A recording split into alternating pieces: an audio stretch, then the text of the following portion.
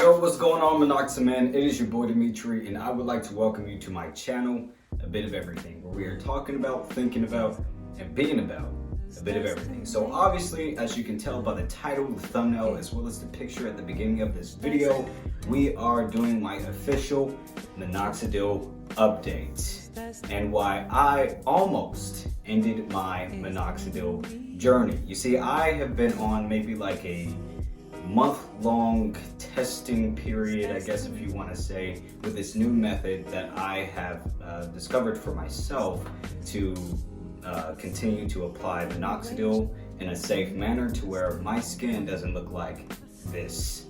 Yes, I know that looks terrible, and I know you guys are probably wondering how in the world are you actually able to continue your Minoxidil journey even with those kinds of things that were happening and different things like that. So basically this video is going to be me going over my methodology and different things like that, because I wanted to ensure that whenever I made this video, I would be able to actually present you guys with some visual evidence on how this methodology ended up ultimately working for myself, to where now I am no longer experiencing any kind of irritation as a result of using Minoxidil. But first, I want to go over the various things that I was doing wrong when starting my journey, and basically encourage you guys not to do these things so that you can continue your Minoxidil journey.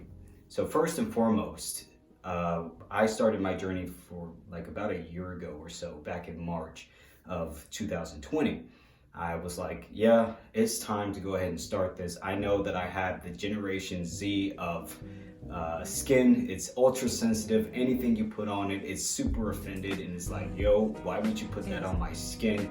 You're canceled, and different things like that. So I had to figure something out, but either way, I wanted to give it a shot. Whenever I first started, I wasn't experiencing any kind of irritation, but I was entirely reckless with my journey. I mean, it was just ridiculous. So first and foremost, I was not paying attention to moisturization. Moisture is one of the most important things when it comes to applying Minoxidil, because it has a lot of drying chemicals and agents in it, to where your skin can end up looking very plaquey and just scaly and ultimately dry. So I wasn't paying attention to how much moisture I was putting on my skin. I would just apply it, and then I'll leave my face at that. My next mistake was that I was not paying attention to the amounts or the dosage of how many times I would put it on per day, and also how much I was actually putting on my face. There was a point in time when I would like literally grab the bottle and I would just spray it on my face, not paying attention to how much I was putting on.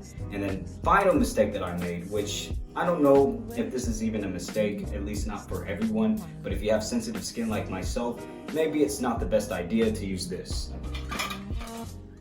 derma roller.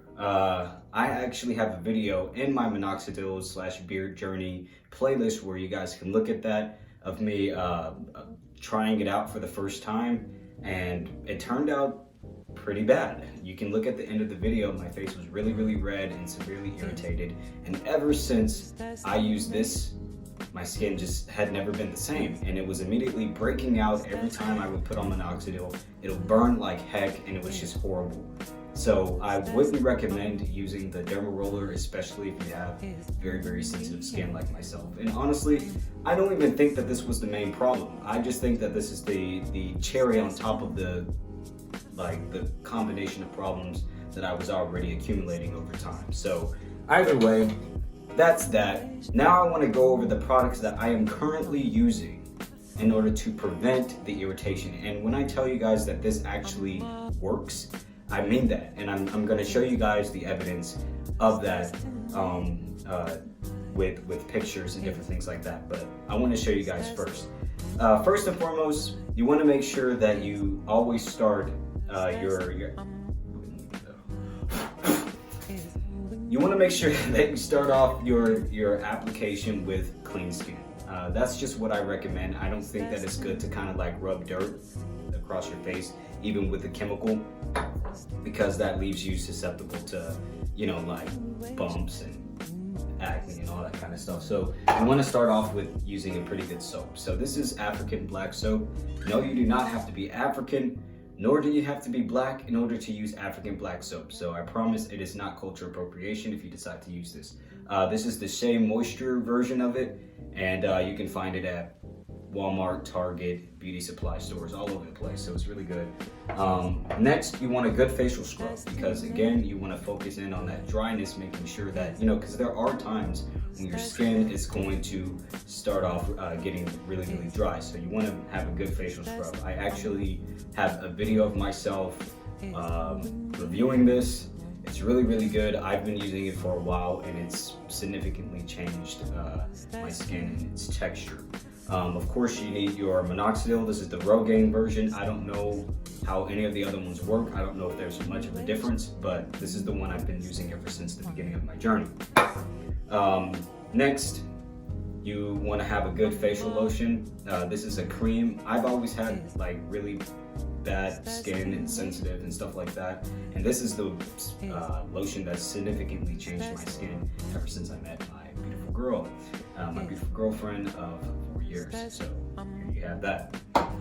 Now, even though you have this to moisturize your skin whenever you're applying your Minoxidil, you want to make sure you get something a little bit more to reinforce that, and that's coconut oil. This coconut oil is actually found in the ethnic section, so if you're white or Hispanic or whatever, don't worry, you have my permission to go to the ethnic section to get this. Or if you're a little bit nervous about, using this on your skin or whatever, then feel free to just go to the baker's aisle. I give you permission because I am also a baker, so you will not be culturally appropriating bakers out there. No, I'm just kidding, I'm not a baker. But anyways, this is just a leave-in conditioner type thing. It's technically supposed to be used for your hair, but this is technically supposed to be used for your hair, so I don't think it will hurt much. The reason why I like this is because of its consistency. It's almost like petroleum jelly or petroleum dynamite or Vaseline, whatever you call that stuff. And I just like it, but it's not as like thick and sticky as the Vaseline. So this is really, really good, and it also smells quite nice as well. So I would highly recommend getting this one, but if you are nervous about getting it or whatever, then go to the baker's aisle. Next, you want to have a good beard oil. This also promotes growth and moisturizes, and also has vitamin E. It's castor oil. So this is the OK Men's Natural. You can find it in the ethnic section, but it's for all hair types and stuff. So please feel free to get this. It's beard oil, and it smells pretty good. It smells amazing.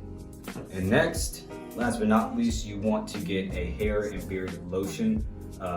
This is also the OK Men's. It also smells just as great as the castor oil.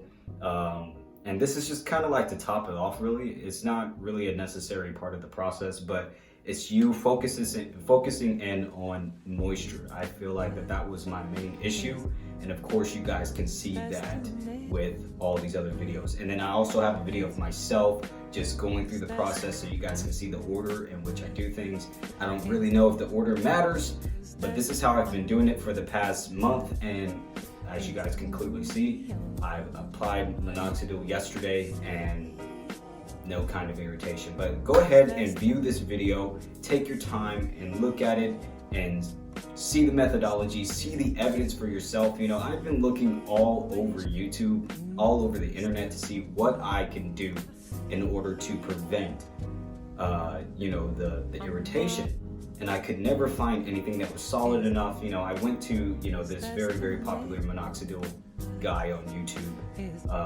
And, he told you, he tells you things that you can do, but I'm like, I don't even know if this stuff works. You know what I mean? Like, it's all just hearsay. It's all just claims and not enough evidence to support it. So I'm like, I don't know. So I just tried something myself and it managed to work. Here's the evidence for that. And hopefully you guys are able to continue your journeys. There's a variety of things that you guys can do, and I'm gonna link that video in the description so you guys can see what this guy has to say about how you can possibly continue your journey and not have to stop. I mean, you know, I didn't want to stop my journey, so I was like, I'm gonna persist and see what I can do. And ever since then, I've been able to continue. So if I run across any other problems, then feel free to, you know, ask me any questions that you may have if you have any problems. And if I run across any other problems, I'll just continue to look for more methods in which I can continue my journey and different things like that. But take a look at this video, guys, really quick, and look at the evidence, and I'll catch you guys next time.